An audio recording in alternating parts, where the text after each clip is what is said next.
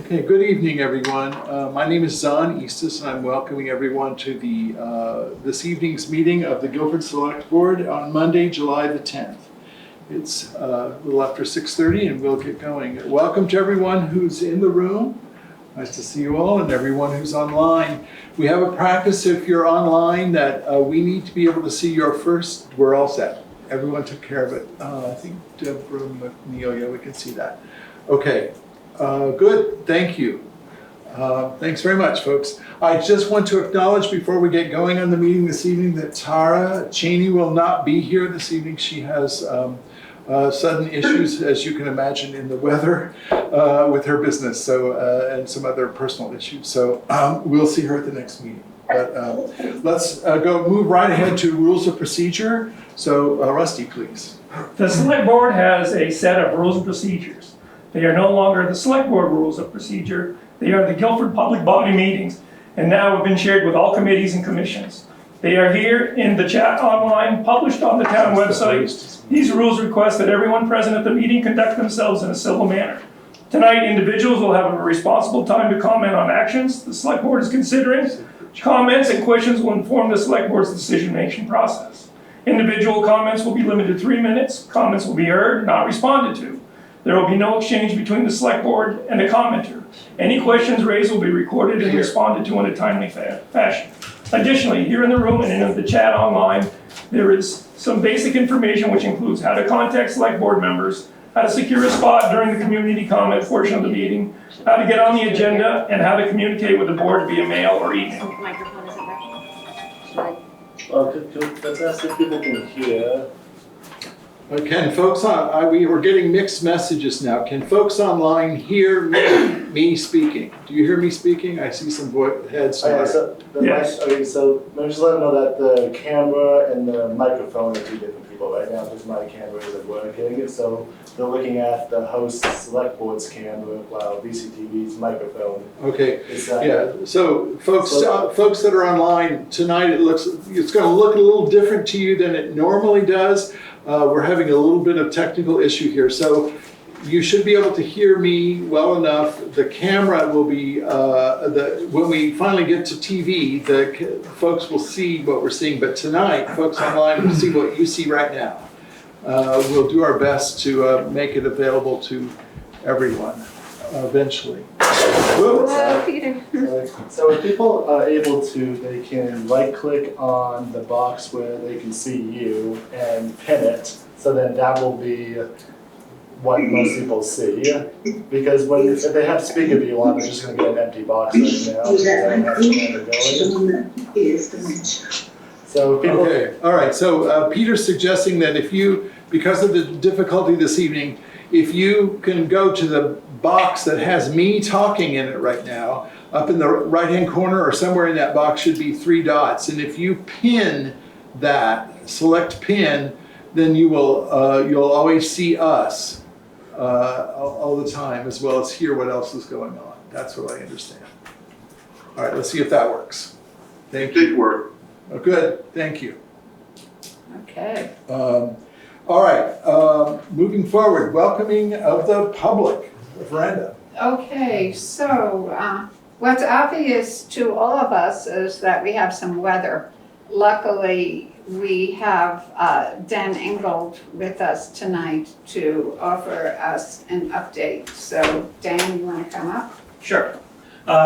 So, as you know, the governor has actually declared a state of emergency for the state of Vermont. That was as of this morning. Most of Vermont, the worst cases are in Upper Windsor County. Basically, the spine of the Green River is going up. In this region, the impacted areas, Wilmington, both Route 9 and Route 100 are now shut down in Wilmington because of flooding. We've had some road damage, but all our roads are passable. I just talked to Danny right before this meeting. From power outages, we did have in Green River, from the bridge down 2 miles, we had power outage this afternoon. It's all back online now. Other than that, no other power outages. So no emergency operations center has been started. We're in pretty good shape. Quite honestly, from the results that we learned, lessons learned from Irene from 2011, we're in much better shape and doing well. But say a prayer tonight because Ludlow, Weston, South Londonderry, and now Wilmington, so they're seeing troubles. They're expecting more rain tonight. So basically, keep your fingers crossed, but this is going to be going on until about this time tomorrow. So. Could I ask a quick question? Sure. If people do find that, they're having some kind of damage or danger, who should they call? Well, for damage or danger, 911 of course, but we Right. also have the 211 call. So if it's not an emergency, but you need to talk to someone to get information, or maybe you need to be evacuated or concerned. So in Vermont, we have a 211 call. 211. Okay, thank you. 211. Thanks, Dan. The other thing I did want to just give a real quick update because it's pretty germane what we're going through today. Working with Green Mountain Power with the resiliency zone application. So that's actually going in on Thursday. They are taking the lead in writing that, which is good, but they're working with the town of Guilford. And just to let you know real quick, what we're talking about is the town offices, the school, the town garage, having it on microgrid. As part of the project, they will be bringing 3-phase power to here. Right now, we're on single-phase power, even the school and the garage. 3-phase power. They're going to put all the utilities underground and going to have a pretty large-scale battery energy storage system as part of it, basically so that we can survive long-term with power outages. But that is a work in progress. Just the amount of utility work for 3-phase power and the underground utility, we're talking in excess of $500,000. This is at no cost, if we make this successful, no cost to the town. And I want Green Mountain Power to take the lead on this because we don't want any O&M expense responsibilities for this microgrid. So they will take that on. And it's in their best interest too, because it will strengthen the local grid and they'll be able to dispatch that energy storage system when we have high demand. So it saves them additional costs and whatnot. So it's to both benefit. So anyhow, that'll be putting in this Thursday, and if you have any questions about it, just shoot me a line. You know how to get a hold of me. Thanks very much, Dan. Okay. Thanks for coming in. All right, thank Putting you. us at ease. Thanks, Dan. Thank you. It's great. Thank you. All right, we'll move on, folks, in the agenda to changes to the agenda. I don't believe there are any this evening. And so we'll move on to approval of the minutes. We have 2 sets of minutes to approve this evening. One is a special meeting of June 21st.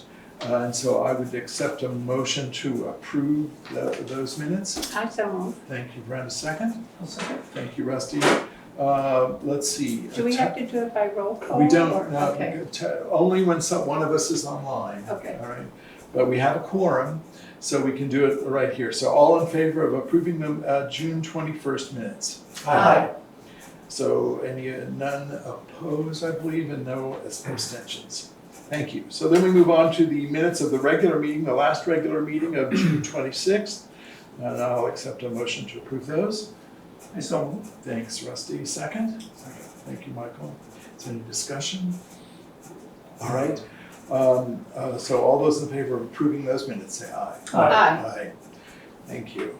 And no negatives and no abstentions. All right. Let's see. Dan is not here this evening, so highway report. Is there anything you'd like to say on Dan's behalf? They are cleaning up what got messed up over the last few days. Something like 5 inches of rain has fallen in the last 24 hours, but we're in pretty good shape, as Dan said, so they're just continuing to clear out the culverts and scrape away the washouts. Cleaning up.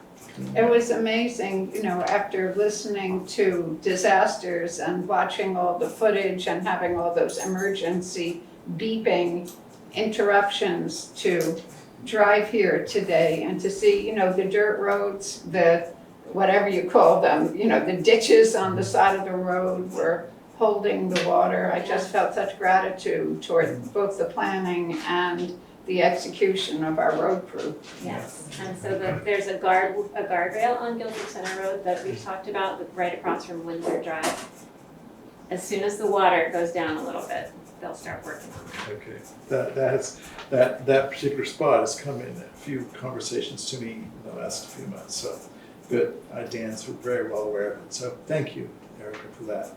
All right, then we have an update this evening. We're always grateful for the folks of the Cemetery Commission, and maybe Kyle, would you like to come forward and talk with us for a minute? Thanks very much for coming this evening. Thank you. All right, good evening. My name is Kyle Parker, and I just want to thank the Select Board and the town for allowing us this quick 10 minutes to kind of give you an update on the town. So I want to introduce our members: Nancy Jetra, Carol Schnabel, Brenda Porsche, Eric Morrison, myself. I'm one of 5 members that basically we're volunteers of the town, and our duty is to maintain the integrity and the conditions of the public cemeteries in the town of Guilford. So basically, a quick blurb of what we do. Each month we'll meet on the third Thursday on the month, and we'll choose a different location for the town cemeteries. And what we'll do is we'll go clean brush, trees, fallen over stones, basically to keep the integrity of the cemeteries going. This year has been a really busy year, just because of that late March storm with 3 feet of snow. A lot of limbs came down, so we've been very busy at work. Right now, there are 2 large listing trees on Carpenter Cemetery, one big birch tree and one big maple that are going to have to come down. And with Dan's help from the town, he's coordinating that right now, I believe, with a couple different companies. So some exciting news. We now have I don't know if you can see this online, but we now have a town pamphlet for the Guilford cemeteries, and it's just a quick overview of what we do and who we are. So if you have any information regarding burials, cost, that'll be where you want to find that. And if you want to contact one of our 5 members, you can just contact the town hall and they will put you in contact with us. So what this is presenting is it's showing a map of the different cemeteries throughout the town, and also again just giving different plot information regarding the different cemeteries. And isn't that available online now on the town website? Yes, thank you. It is available on the town website as well. So if you can't make it here. So what we like to do every Memorial Day and beforehand, we like to put out flags for the different veterans throughout the town, and we'll always change out those flags. And right now we're working on getting flag holders for each of those placements. So that's where we're at there. There's going to be a lot of thank yous in here. We'd like to thank Wayside Fencing out of West Brattleboro for last year replacing 6 granite posts at the Maplehurst Cemetery. It was needed to get done, and now it looks great for having those new posts in there. We'd like to thank the cooperation with the trustees of the Christ Church and the cemetery in Algiers. And so what we have been working on recently, as well as with the collaboration of a couple different people, is our new signs to the cemetery. There's 10 of these new signs. So right now we're in the middle of deciding how we want to mount and hang the signs in the different cemeteries and the locations in the different cemeteries. So that's our next big project. I'd love to give a shout out to Chad Woodruff and Vernon for the collaboration with these. He's a great resource for our town, and if anyone in the different commissions or anyone in Guilford that needs work like this, he's a great resource to have. So again, I'd like to thank him for his much needed collaboration on this alongside the other 5 members. It was a great time. Yes. Kyle really basically designed those signs. He's too modest to say so, but I mean, he's been a tremendous resource in terms of getting things done I appreciate it. Thank you. beautifully. Thank you. I appreciate that.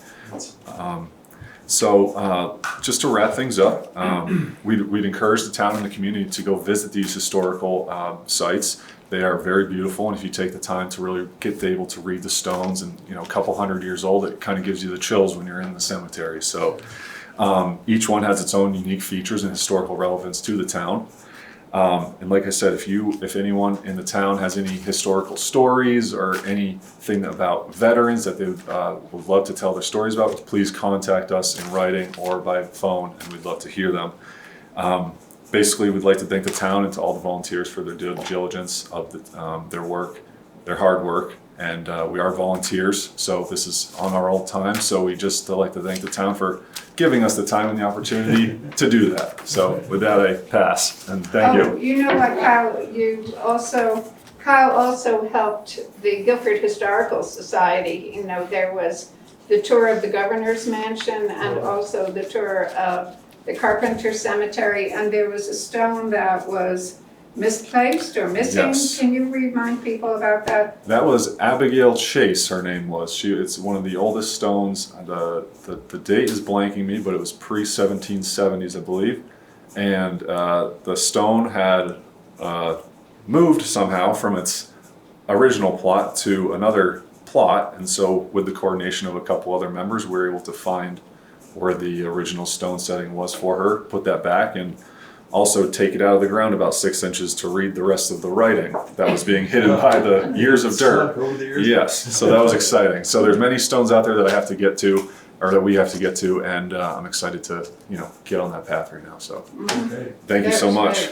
I you. appreciate it. We also had, in order to update our policies and procedures, we sort of divided up towns in the area and got in touch with different towns in Windham and Windsor County to talk to their cemetery commissioners about their policies and procedures. So, you have the most up-to-date version of how to be buried That's good. in all different ways. Great. I think it's all, thank you, Kyle, thanks Thank very you. much, and thanks to the folks in the Cemetery Commission. I think it's worth noting that of the commissions that are at work here in Guilford, and there are so many folks that are volunteering to make our town work better and better all the time, that the Cemetery Commission is the commission that the Selectboard oversees, that the members of it are elected. All other commissions are appointed. So there's these long time historical traditions moving forward through the histories of each town in Vermont, and that's a little bit of history that I find very interesting. Well, Zon, burying people was one of the first things that a town had to be able to do when it became a town. Death and taxes, death was really inevitable even before taxation. Before taxes, yeah, very good. Good. Okay, folks, thank you very much. All right, we'll move on to old business then. This is the part of the agenda in which we look at issues that have been before the Select Board prior. For one reason or another, we're taking them up now. At our last meeting, I'll just explain the situation here. At our last meeting, there was a motion made that we would, regarding the conflict of interest discussion that we were having, there was a motion made that we would appoint a subcommittee to do some work for the Select Board. And in the course of our discussion, we just decided that we would go a different track. The fact is, there was a motion on the table, and it was seconded, and by statute, we have to have addressed it. We didn't finish addressing it at our last meeting, so we'll do that this evening. And probably the simplest way to do that is for us to restate the motion and simply all of us to vote no. Can we table it? Well, it's not an issue that needs to be tabled. Oh. Because we've decided we're not going to, it was about appointing a subcommittee to do work for us. Okay, And we're just not going to be appointing that Okay. subcommittee. So we could just vote no to, would be, I think, the simplest way of addressing that. Another way would be to amend the motion, but that requires two motions, and it just seems unwieldy. So, let's see, so let me see if I've got the motion here. Let's see. Are we, let's see. So the motion is that we were going to appoint a subcommittee of Tara Cheney and Brenda Porch to do work on behalf of the Select Board. That was, it was motioned and then seconded. So I will now take a vote about that. Is there any discussion before we do this little gesture? It's just something we have to do to clear up the statute for statute purposes. So, all right, I will take a vote about whether or not we will appoint a subcommittee. So all in favor, say aye. All opposed, say no. No. And are there any abstentions? Okay, thank you. All right, so that's just a little bit of housekeeping we have to do.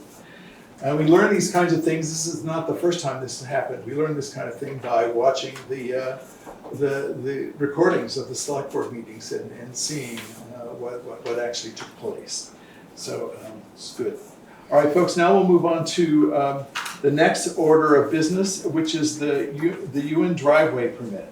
And the way that I'd like to handle this evening is that I would like to just we'll have a discussion here at the select board.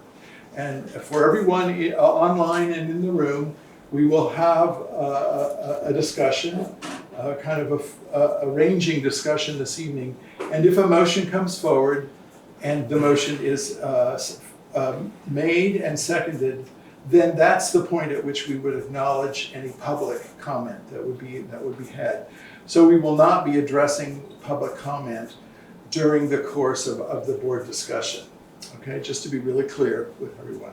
And I'll remind everyone online and in the room that the chair may recognize you at certain moments, and we ask you kindly, according to our protocols, that you not speak unless you're recognized by the chair, and all comments need to be made to the chair. All right. So I just want to remind folks a little bit about where we stand with this situation. At our last meeting, well, let's go back a second. There is just so everyone listening understands, there is a permit request, a driveway permit request standing in front of the town right now that was presented to us for a driveway to go off a portion of Potash Road. At this point in the history of Potash Road, it is actually a public road.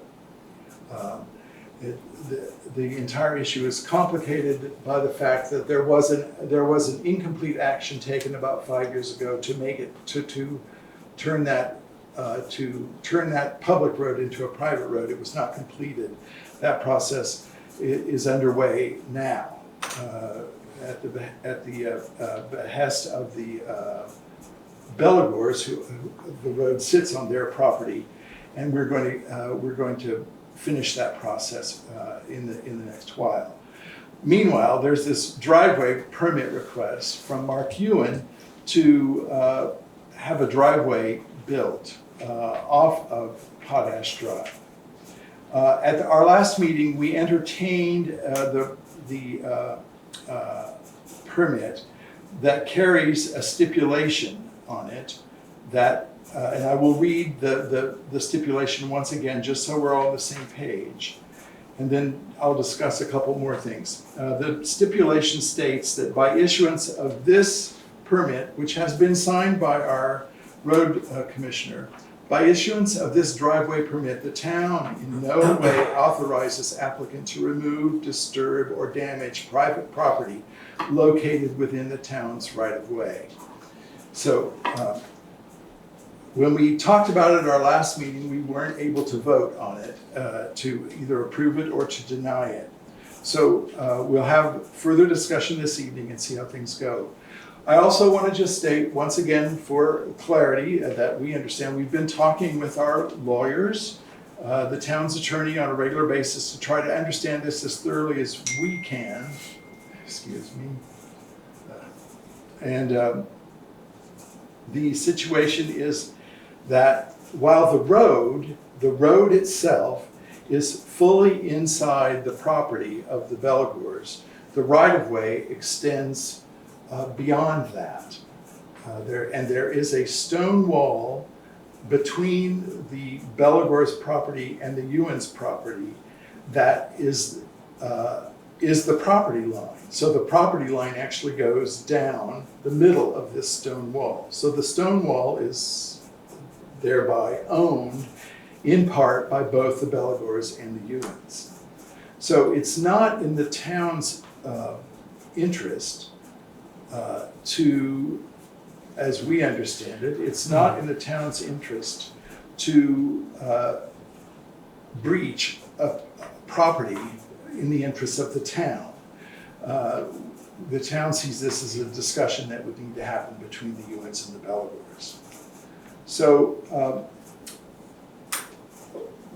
there are a few other considerations here. We have an option of either approving this permit as it stands with this stipulation, or we can deny it. And the reasons we can deny it have to be, if we would consider to deny it, they have to be well established in both statute and in practice, legal practice. That will be in our best interest to make sure that things are well understood and well practiced. We're not attempting to go out and do something completely on our own and brand new here. So our lawyers have been looking pretty heavily into case law around the state to see if there are other situations like this that have come before courts. The primary reason that I understand that we might be able to, and I'm just putting this out, this is not what I necessarily believe, it's just information. The primary reason that we might be able to deny this permit is that there is a policy in the state of Vermont that properties are, in general, have one access from a town highway. It doesn't mean that that's absolutely the case, but there is ready access to the Ewen property without breaching this wall. It could be claimed that there is ready access, and that the property, the Ewen property, already has entrances, or at least one entrance off of Sweet Pond Road. So there's that policy that could stand. There also is enough expanse, there's enough space right at Sweet Pond, right where it turns right, hard right there. There's the possibility of developing a driveway from that point as well. So I will also say that it probably would not be looked upon well by any court if the main reason that the select board decided to deny a permit was because we weren't comfortable with the potential inconveniences we would be causing to property owners. That's not the only reason that we would deny it. We need to be considering planning reasons and larger reasons for going forward. We also have the issue, and I'm listing everything I can think of, and then I want to hear from the board. But we also heard from at our last meeting that there was the question of whether or not the Ewen property did actually abut it does not abut the road, but it abuts the right of way. So there is a direct interest here in this on the part of the Ewens. They have a right to do this. I think there was a claim at our last meeting that the property line, if it's well defined, would not take in, the right of way ended at that property line. And I think that still, the Ewens are, as I understand it, the Ewens are, no matter what that says, the Ewens are abutting the stone wall. So, and they're abutting that line. So those are the issues that are facing us now as we consider whether or not to approve this permit, to entertain a motion to approve this permit, or entertain a motion to deny it. And I would be interested to have other comments from board members, and then we'll potentially take up a motion. If anyone has anything they'd like to say, or a question. I think the Ewens are within their right to apply for this permit. Yes. It's unfortunate that there's private property in the way. I think I'm inclined to accept the application and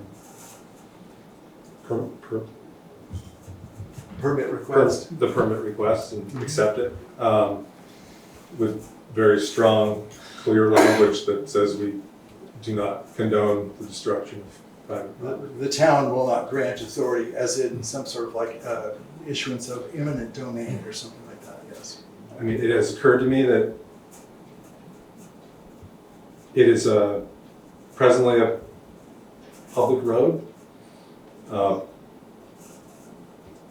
You know, the intent had been 5 years ago to privatize the road, and that is something that is ongoing, but as of today, technically it is a public road and it is within the rights of the Ewens to ask for this. It did cross my mind to deny the request, just given in an effort to prevent a conflict over the destruction of the wall. But I feel that it is not our role to be referees. And we just need to follow the statute. So that's where I'm coming from. Thank you. Anyone else have a thought? I have a question. What happens if they can't get through the wall? What happens at that point? Saying that they can't open it up. If there's if say the Bellegors choose not to allow it, Yes. then I think I don't know I don't know what would happen. What I do think I understand is that the town would not be engaged in any of that process any further. It would be a conversation. So there might come some sort of legal situation, a confrontation of some sort between the two property owners. But as far as the town's ability to act on anything in the future, no matter which way we go, whether we accept the permit and approve it, or whether we deny it, we're removing or we're protecting the town's interests here. And then whatever happens next would be a negotiation between the two property owners. Well, first of all, I have to say that I pored over all of these documents. I do feel personally out of my depth.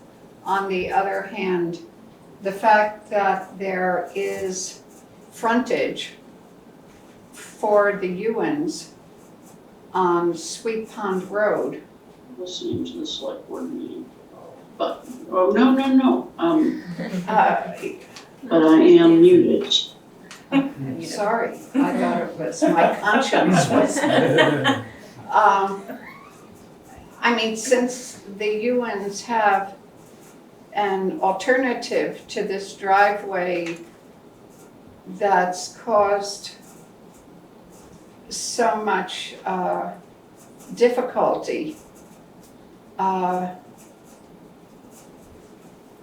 I would be, and it also seems that, you know, on one hand, I see the two parties presumably speaking cordially to each other at this meeting, and I wish that they would just fix it themselves and not bring us into it. You know, I feel badly that our job was not technically finished last time, but I'm conflicted between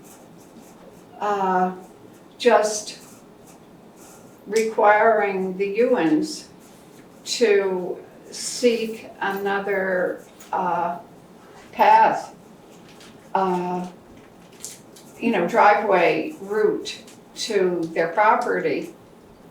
And, we can't compel the two parties to cooperate, so we don't know what the outcome of us approving this. It's kind of like I would approve it to wash our hands of it.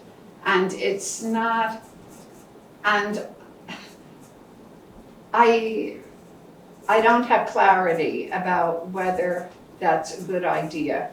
And I'm sorry that I can't, be more specific. It's just staying opaque to me what the most ethical way forward is.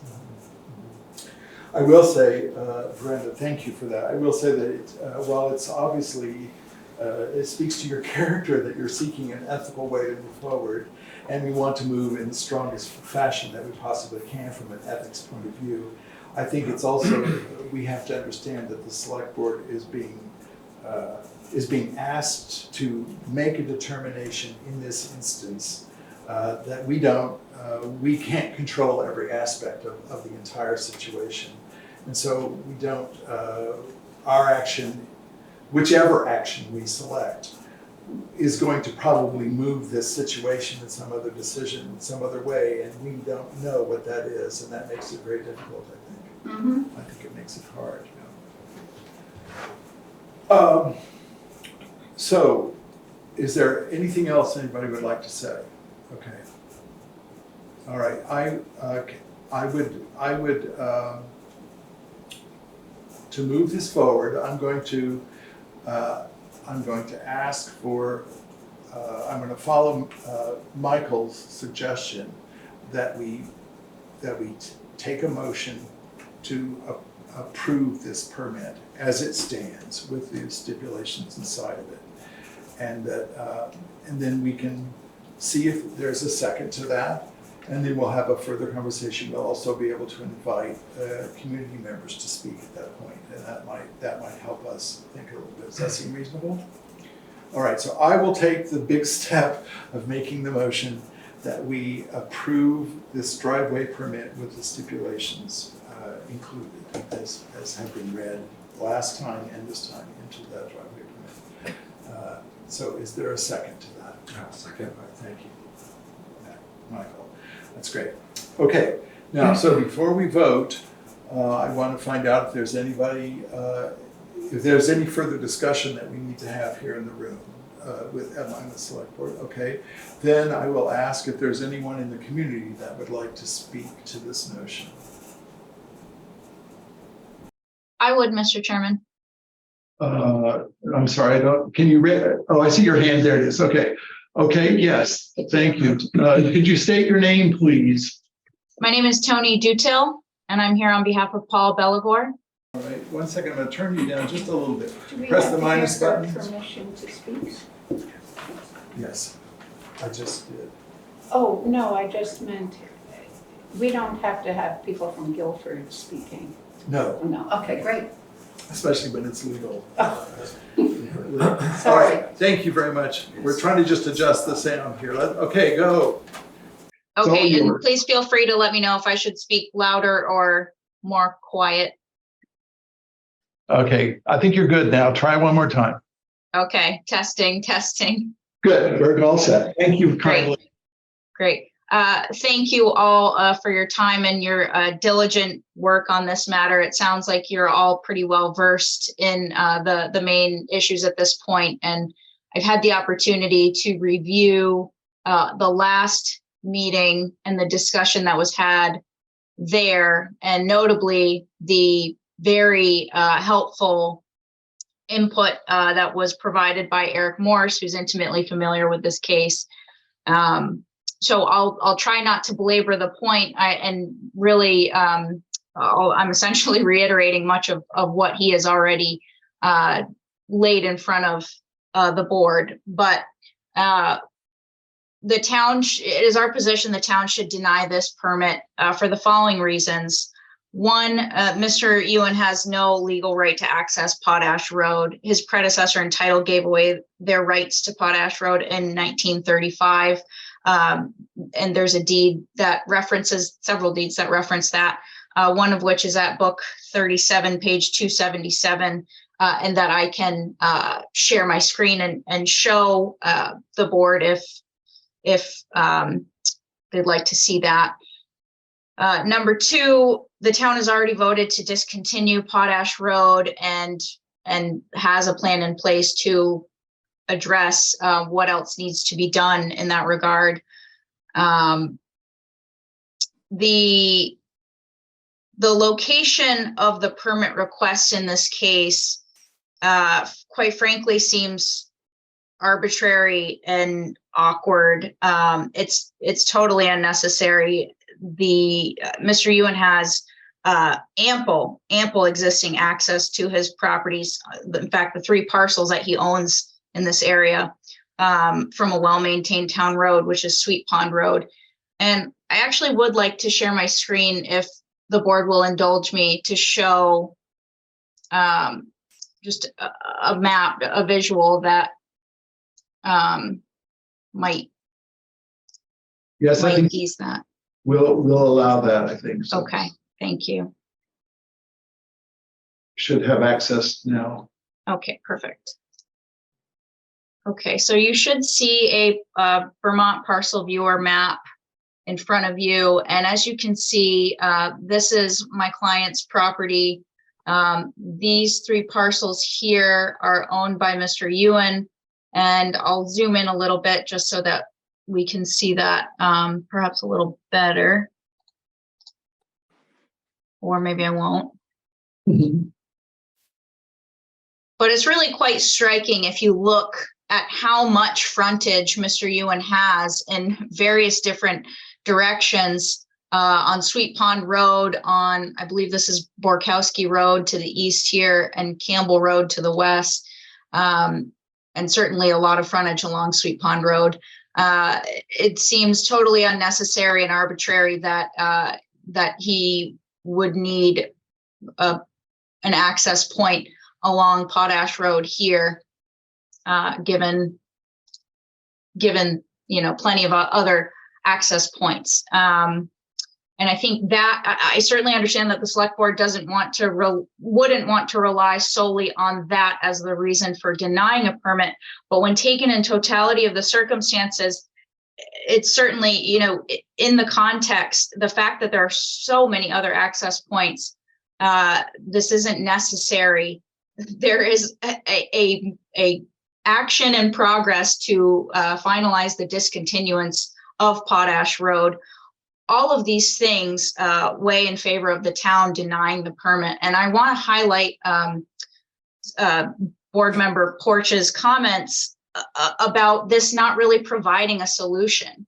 If the town were to approve this permit request, it would effectively be the town just washing its hand of the issue and not providing an actual solution, given that, if the town grants the permit, then sure, it's allowing Mr. Ewen the theoretical legal right to access his property from Potash Road, but it's sidestepping this major legal issue that perhaps Mr. Ewen does not want to confront, but he cannot damage someone's private property, and he is part owner of that wall, as is Mr. Belagore.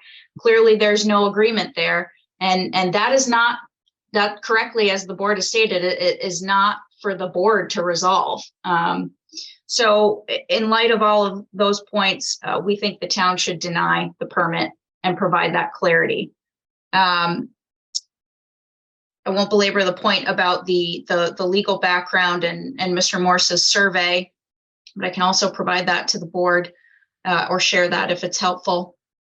But if the town is not prepared to deny the permit request tonight, it should at least continue the matter until the discontinuance issue is resolved.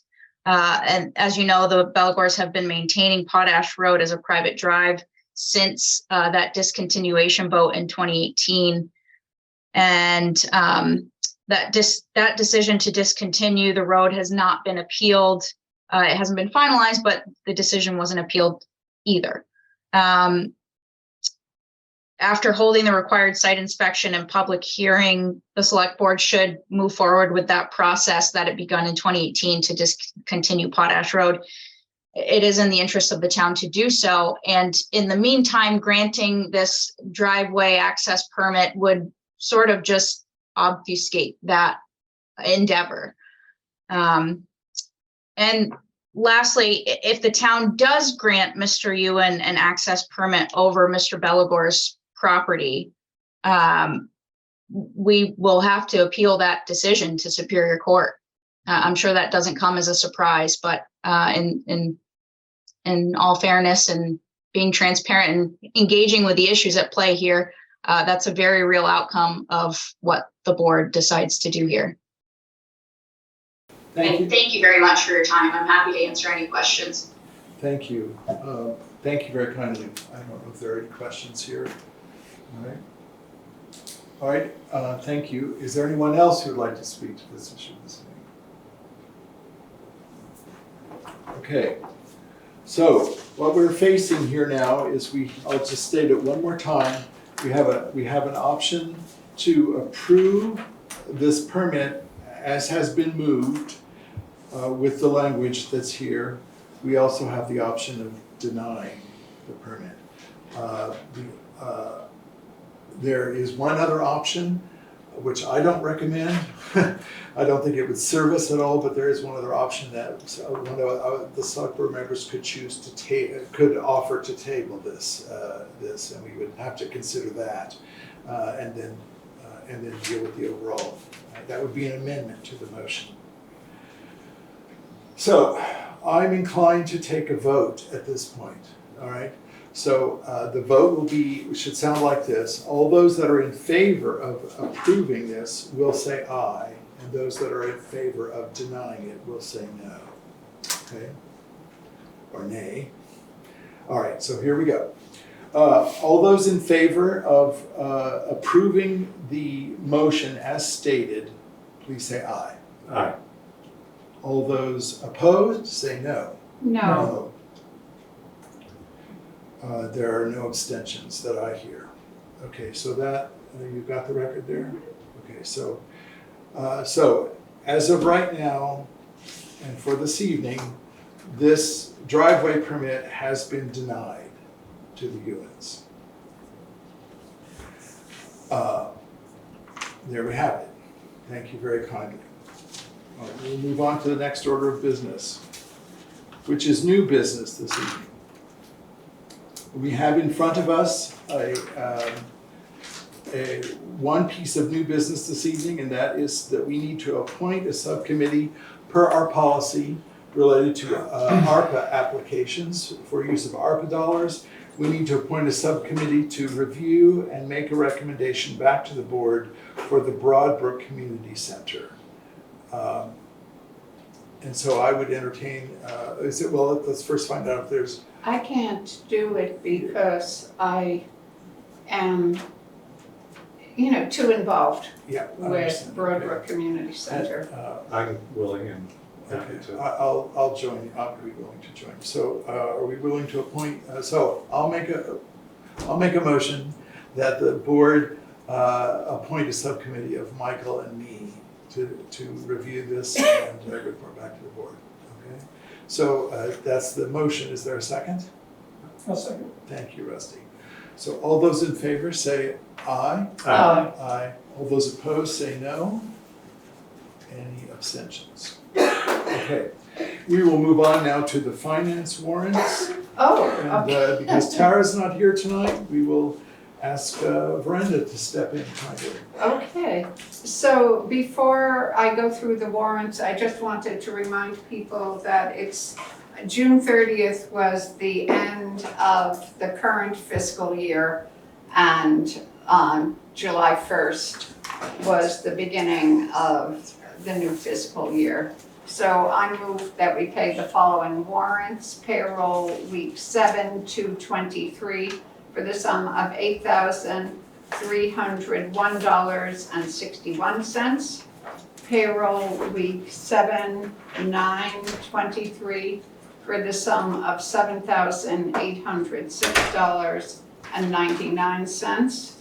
Payroll check warrant 2352A for the sum of $46.30. Expense warrant number 2401 for the sum of $34,671.67. Expense warrant number 2401V for the sum of $1,653.25 for a total of $52,479.82. I'll second that. Is there any discussion? Yes, okay, so of the The big ticket items were $5,000 for budget for the year-end professional audit, the quarterly solid waste payment of $3,656. The year-end expense also, the Rec Commission has bought a gazebo to provide shade in the playscape. And also just I wanted to say in terms of good vibes, that the town sold one marriage license, so that was income. It now costs $80 to get married in Guilford, so just think about that, you people who are recording. Any further discussion here about the warrants? Okay. All those in favor of paying these warrants? Aye. All right. Anyone opposed? No abstentions. Okay, folks, thank you very much. We'll move past other business. I don't think there is any this evening. And I'm not aware of any correspondence this time that has come to the select board. So we'll get right past that. All right, now, folks, I need to read into the minutes, into the recording here, our actions from our previous meeting. In the previous meeting, we approved minutes. We tabled the Ewen driveway permit request. We approved a satellite phone contract as presented by Dan Ingold. We corrected the minutes of September 4th, 2018. We approved a resolution regarding the authority for the chair and the town administrator to contact the town's attorney. We formed a subcommittee to complete 90-day staff reviews. We approved the warrants and we approved budgeted pay increases. All right, actions that, and then I need to read into the recording the actions we took this evening. And I always need help here, so jump in where necessary. We approved 2 sets of minutes, a special meeting of June 21st and a regular meeting of June 26th. We acted on a motion which had been hanging from a previous meeting regarding conflict of interest. There was a unanimous no about that motion, which finished that motion's life. The Ewen driveway permit was denied this evening, and then a subcommittee was appointed by the select board to review and recommend for the Brook Community Center. And then we approved a set of warrants. Good job. I think that's everything that we did do tonight. There are a few Dawn? things. Yes. Dawn, I'm sorry, I know I'm not supposed to interrupt, but I've had my hand up quite a bit. Sorry, Connie. May I just go back to the conflict of interest policy that was talked about almost at the beginning of the meeting? I'm sorry, Connie, I'm sorry. This is going to madden you and I'm sure some other folks, but we have no place on the agenda to actually talk about that topic. If you have something to say about whether or not our action to close that single motion was on the table as we did, that we can hear. But if you want to talk about the conflict of interest, then you'll need to, I'm sorry, but you'll need to ask me to put it on another agenda. We can't by statute talk about something that hasn't been warned. I realize that, and that's not what I'm talking about at all. Okay. What I'm talking about is I thought that instead of having a subcommittee do investigation into it, that it was decided that Tara on her own would do some research to present at tonight's meeting. And I realize she's not here tonight, but nothing was said about that decision to have her work on her own. All right, we checked into thank you, Connie, thank you very much. And just so everyone knows, we checked into that, and there is no requirement for any select board member to do their own work on their own at any level, on any topic, and they are free to report back to the board at any time. So it doesn't require board action for us to ask Tara to do that work. She is, as I understand it, going to be doing that work. Yes, I mean, Connie, as you probably know, just to clarify, Tara was going to be holding a meeting about that topic, and then she had an injury. And I believe that, I mean, she was unable to come to tonight's meeting because of other responsibilities, but she did say that she was still planning to do more research on that topic. But actually, she's doing it on her own, and we will welcome her report back to us. Yes. Okay, great, as long as it's not a forgotten issue. Oh, no, Yes, no, thank you. No. no forgetting. Thank you. All right. So I think we are in a place where we can entertain a motion to adjourn. So motion. Thank you, Rusty. Is there a second? Second. Michael? All those in favor of adjourning, say aye. Aye. Any opposed? Any abstaining? All right, folks, thank you very much. This is the end of tonight's select board meeting. See you in a couple of weeks.